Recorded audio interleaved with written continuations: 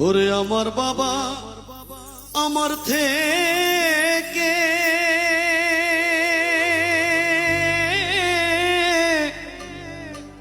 মাত্র 2 হাত দূরে থাকে রে, তবু আমি সেই বাবাকে একটিবার না দেখতে পাই।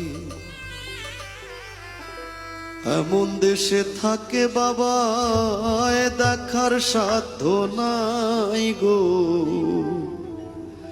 এমন দেশে থাকে বাবা দেখার সুযোগ নাই।